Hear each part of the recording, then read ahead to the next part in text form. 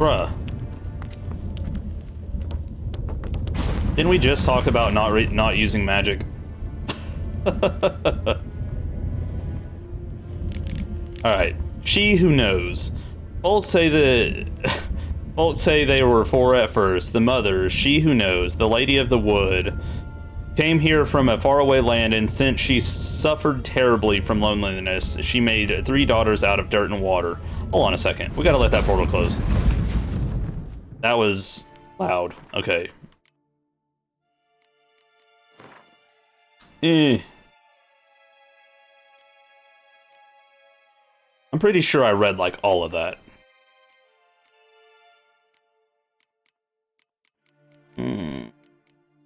Okay, she who knows is what we're trying to read now. Okay. A long, long time ago, the mother was sole ruler of all of Velen. Her daughters brought her the people's request and served as her voice. Each spring, sacrifices of grain, animals, and men were made to the Lady of the Wood on her special night. Yet as the years passed, the Lady of the Wood slipped deeper and deeper into madness. Her madness eventually spread over the land. Men took to abandoning their homes and setting out into the bog, where they became food for beasts.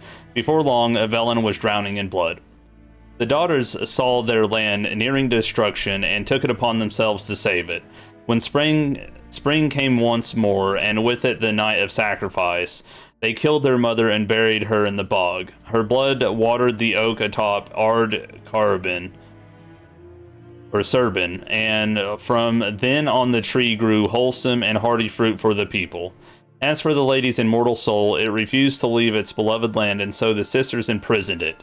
To this day, it lies trapped beneath the whispering hillock, where it thrashes about in powerless rage. I wonder if we'll have a quest for that.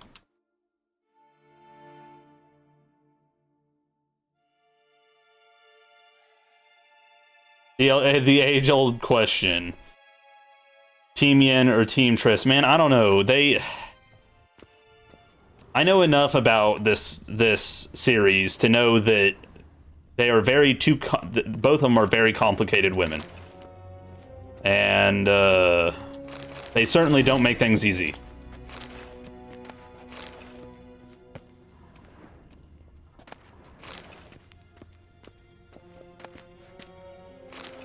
The Last Wish, I don't think I've read that one yet.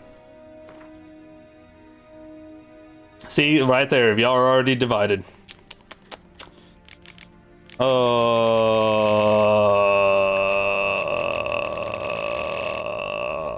Okay. The Last Wish. Human life requires 3 things for its sustenance: food, drink, and gossip. It is thus no wonder that it matters where I travel, be it icebound Pavis or evergreen Tosaint. Tosaint? Everyone asks me about the passions that bind Geralt and the sorceress Yennefer of Vengerberg. Vengerberg. As a man both cautious and discreet, I refuse to betray their secrets, with one important exception. The history of their first encounter is so extraordinary, so romantic and moving, that it would be a veritable crime to hide its light beneath a bushel basket. Okay, we've got to read this one. Because this tells us a story that I don't think that I know. Indeed, had I not witnessed these events in person, I would never believe there was room in our grim and dark world for such fantastic marvels. It all began when Geralt and I were feeling a bit peckish and, unburdened by heavy coin pouches, decided to fish our supper out of a lake. No bites were to be had, but we did not leave empty-handed. My hook snagged quite a lovely little pot. Oblivious to my friend's warnings, I opened it, and in doing so freed a powerful djinn. Wait, did this happen in the series? This sounds awfully familiar. Without giving it much thought, I set about proclaiming my wishes. Before I could get it to 3, however, the djinn, irritated, I see now in hindsight, at being issued demands so soon after waking, began to throttle me. Geralt was able to drive him off, but I was left in a sorry state. I acted, the Witcher told me later, as though under the influence of some curse. Clearly, the help of an expert in the magic arcana would be needed. Yeah, this was totally in the series. That's great. It was our good fortune that Yennefer of Vengerberg happened to be staying at it in a nearby village. Geralt went to her to ask that she heal his best friend. I love how he's saying that he's Geralt's best friend, who happened also to be the brightest star in the North's poetic firmament. Yennefer, however, was more interested in the Djinn, which she wanted to trap into magic servitude, than in its victim, and it should be said, played the Witcher like a well-strung mandolin. Yet, rather than grow angry at being used in such a calculating manner, he fell white head over muddy boots in love with her. What happened then? Well, I won't go into details. Suffice to say that Yennefer's plans hardly delighted the Djinn, and without its cooperation, she proved unable to tame it. The sorceress would surely have met a tragic end and taken all of Rend along with her, had Geralt not rushed to her rescue. For once, he did not need to draw either of his blades. To send the Djinn packing, he had but to pronounce the third and final wish. He could have asked for anything, wealth, fame, power, but instead he asked the Djinn to bind his fate to that of the arrogant yet intriguing sorceress of Vengerberg. Julian Alfred Pankratz, Viscount of Lettenhove, born 1232, award-winning poet, playwright, and troubadour, frequent performer at the courts of Vladimir, Vizimir, Vinslov, and many other nobles and notables, alumnus of Oxenfurt Academy. Man, he's so full of himself. That's great.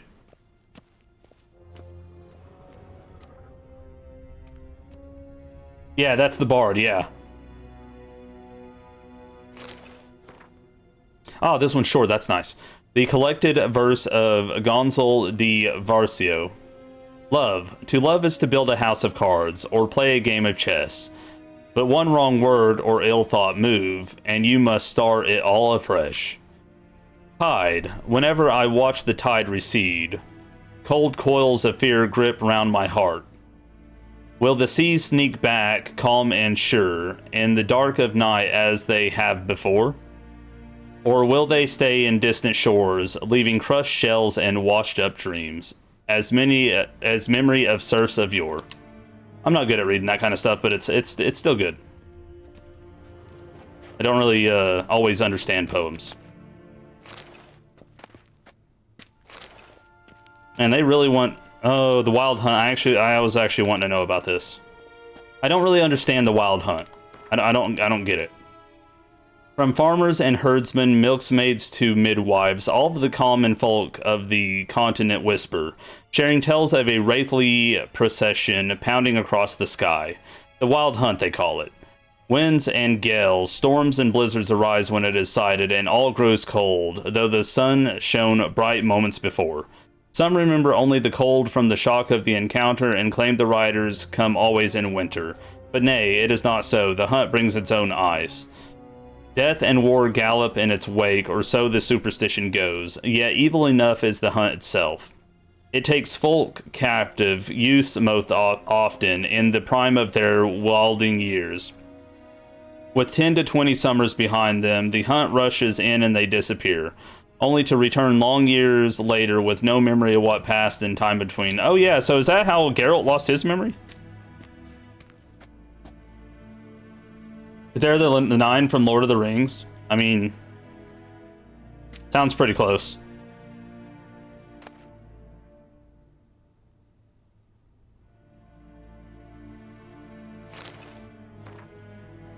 I think we're getting quite a bit of the reading out this stream. Royal lineages of the North. Cirilla Fiona Ellen Rhiannon. Born in 1251, heiress to the throne of Cintra, princess of Brugge, and Duchess of Sodden, heiress to...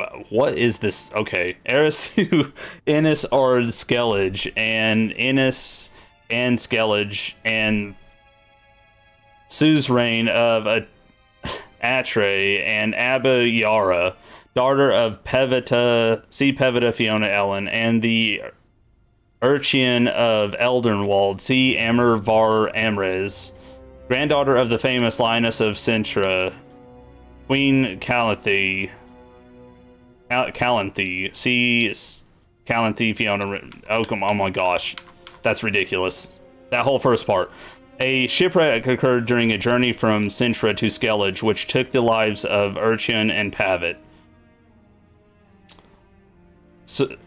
Cirilla's further upbringing was then entrusted to her grandmother in 1260. Afraid of the looming Nilfgaardian threat, Queen Calanthe sent Cirilla to the court of King Arvel, where the heiress of Cintra was to marry the heir to the throne of Verdun, Prince Histrin.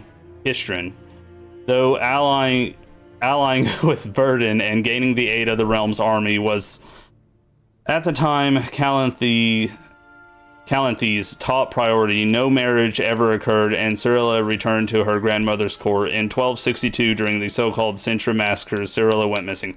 Wait, hold on, is that from the series also?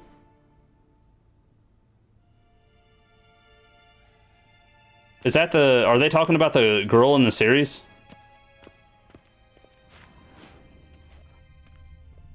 I can't remember what her name was. I knew I should have finished rewatching it the other day. Okay, cool. Well, I'm starting to piece together some of the story then. And the porcupine dude, right? I got you. Porcupine. Directly out of Nordling tales. Inconceivable. Ambassador Varatra, Yennefer suggested I ask you about current events, the war and so on. Of course. The Emperor's servants should keep no secrets from each other. If you will, let us approach the map.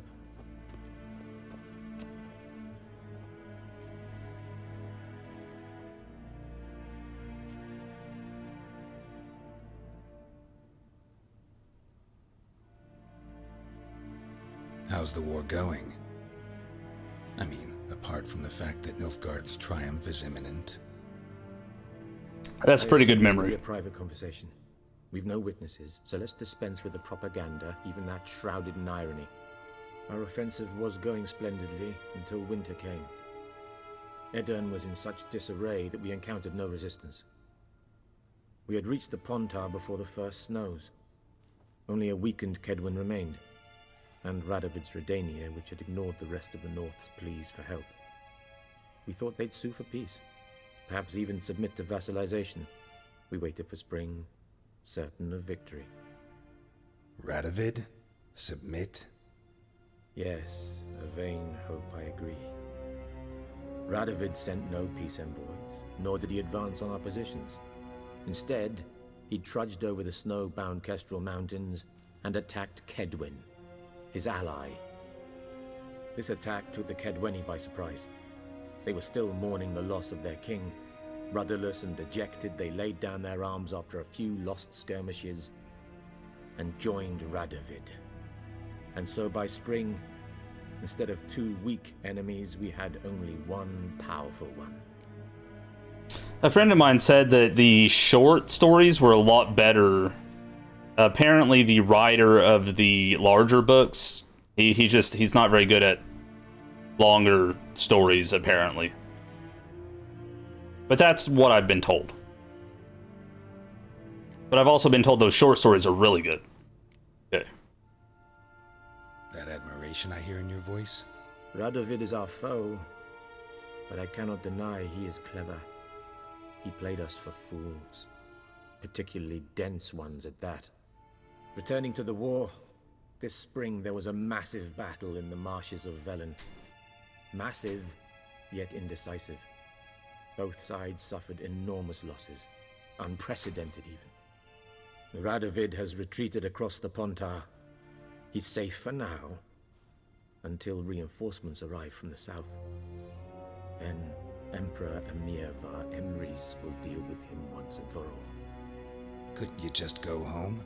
Save everyone a lot of marching, not to mention a few human lives. I'm afraid the stakes are too high to fold now. We can only go all in.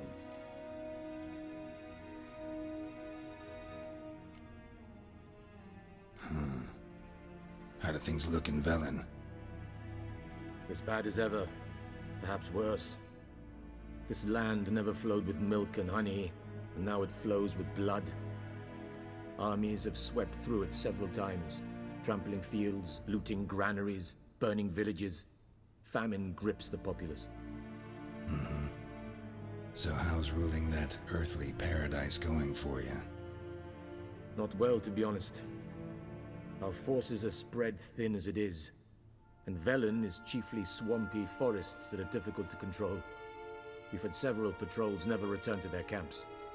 Thus, we've temporarily delegated authority in this region to a certain Nordling, a former low-ranking officer in the Temerian army, one Philip Strenger, better known by his nom de guerre, the Bloody Baron. The Bloody Baron. I Nice advise you name. well. Avoid him. So wait. So let me get this straight, or help me out here. So the people that we're here with, is this the Nilfgaard Emperor? And if not, who is it? So I can get my facts straight in my brain. Any news from Novigrad? Is the free city still free? Yes, although everyone knows this won't last. Radovid is in Oxenfurt, and the Emperor is here in Vizima, at Novigrad's doorstep, both. And both require coin and ships. Novigrad can provide these. Which is why the mood in the city is rather, well, on edge. Meaning? How do men deal with fear? They seek reassurance and scapegoats. The Church of the Eternal Fire understands this perfectly, and so it promises to improve the lives of its flock by pointing out the guilty. Who started the war? Who profits from it? Why, it's obvious. Mages, elves, dwarves, in a word, any and all deviants. I've been stationed in Novigrad for 13 years. First as a consul, then as ambassador. I've seen a great deal. Cruelty, cynicism, greed. But what is happening there now concerns me greatly. What's new in Skellige? Nothing. The islanders pride themselves on that, don't they? Doing everything according to tradition, as their forefathers did. And like their forefathers, they quarrel with each other, pillage, occasionally attack our transports. This is cumbersome, but nothing more. Skellige has always been a footnote to history, and so it shall remain. Sound awfully confident. What if King Bran manages to unite the Jarls? Lead all the clans against your fleet? King Bran is a feeble old man. From what I know, he barely remembers the names of his own vassals. Uniting all might prove difficult.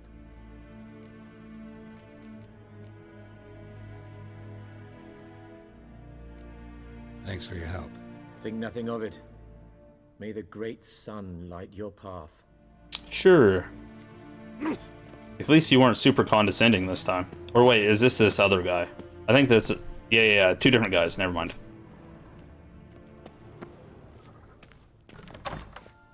Yeah, this guy. How might I serve the gentleman? By returning my things. Well, I guess he wasn't condescending. He's being truthful, but he could have chilled out a little bit. Citrus and cloves. The fragrance will keep the gentleman's robes fresh somewhat longer. Thanks, bunches. The Emperor is not known for his patience. He wants his daughter back safe and sound, as soon as possible. Yeah, mentioned something of the sort. Wait, Ciri's his daughter? Move and you will regret it. Okay. Well, that's fun. Let's get all of this equipped. That's pretty good defense, man.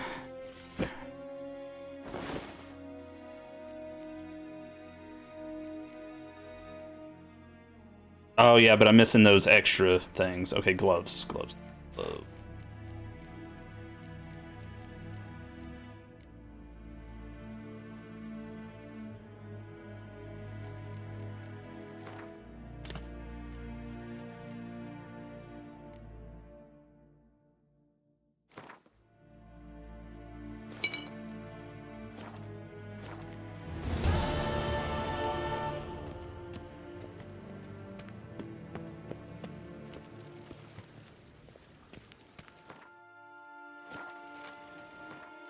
Let's F5.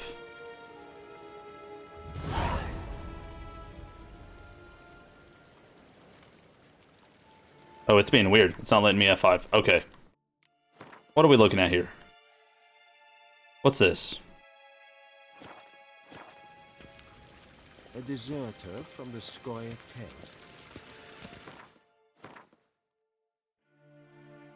Oh, snaps.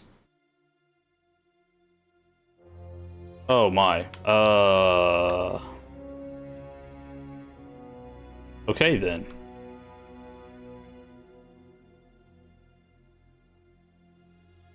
Woo! That's a big old map. That's a lot bigger than the last one.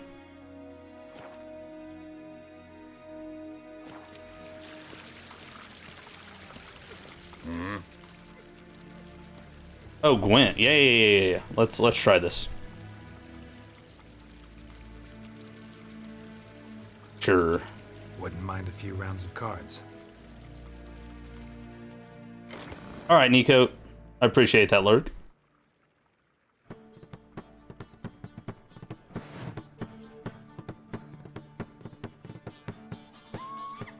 Okay.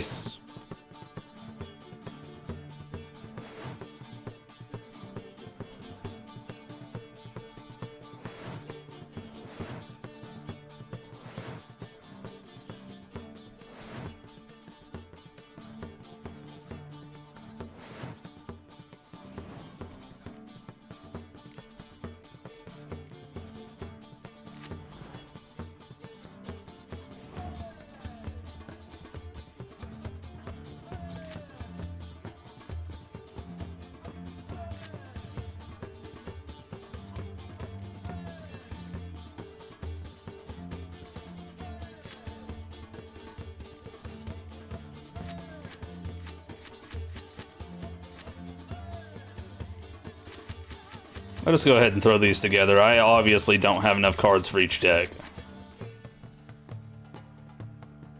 We're just gonna have to go with Northern Realms.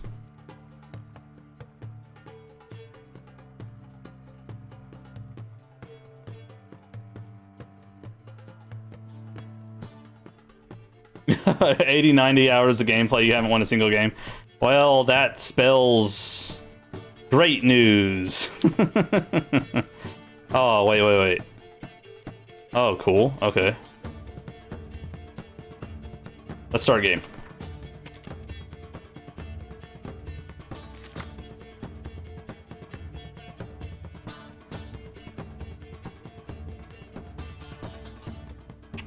Choose a card to redraw?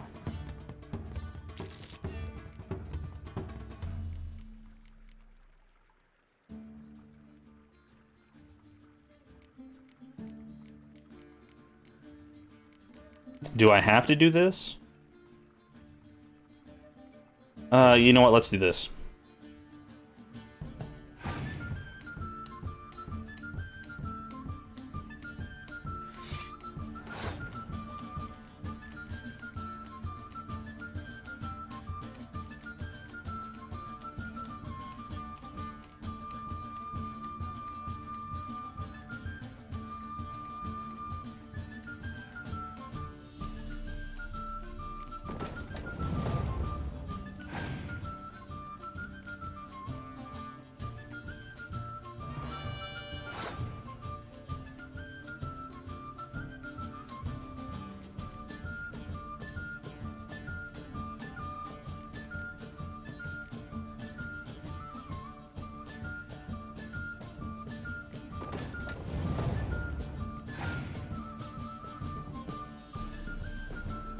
Dang. Okay.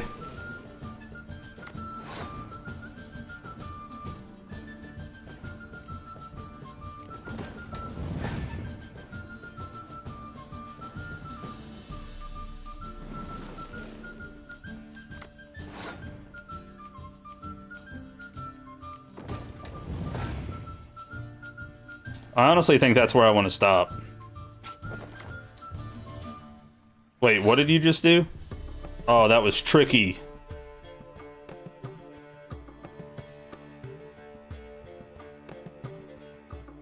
That's all I'm doing with this one. That's 31.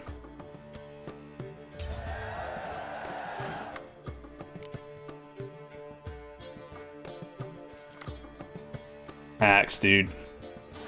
He just basically, dude, he's gonna have a lot of cards to play this time. Spy, place on your... And draw 2 cards from your deck. Ah, but he's 5.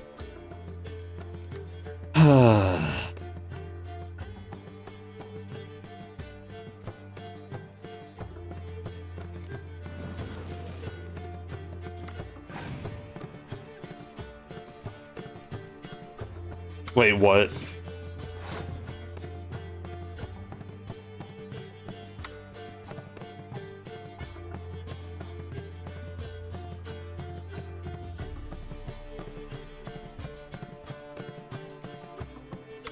Okay, well, I'll save that.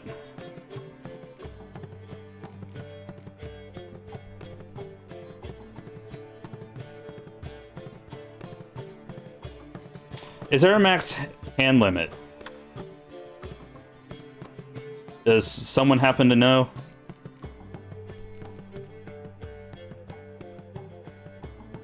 Because I may let him have this turn.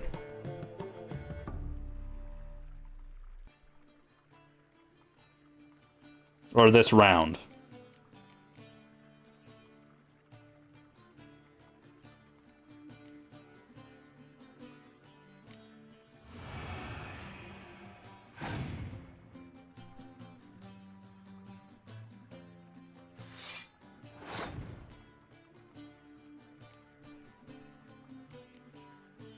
He's at 10.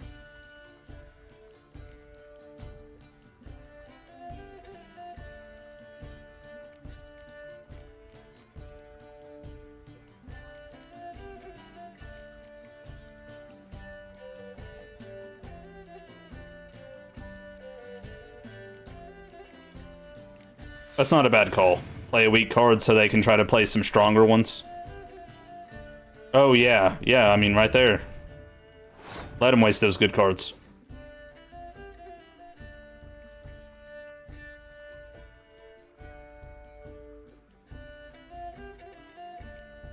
I don't know,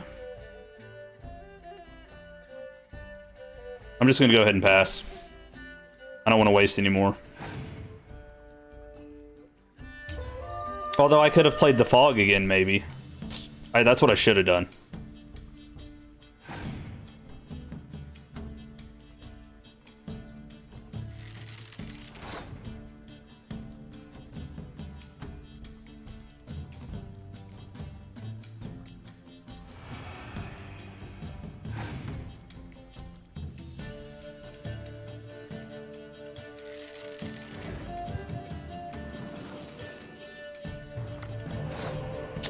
He was able to call that back. Oh, he sent it to my side, though.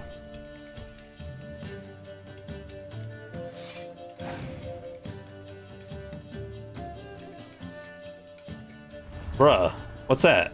Is that the leader or something? Oh, hacks.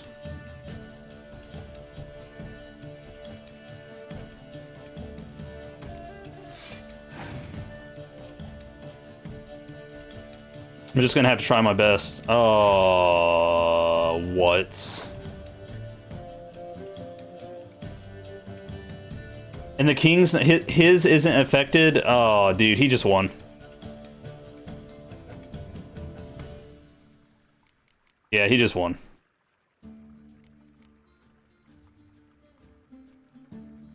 I'm gonna lay out all my cards. Why not?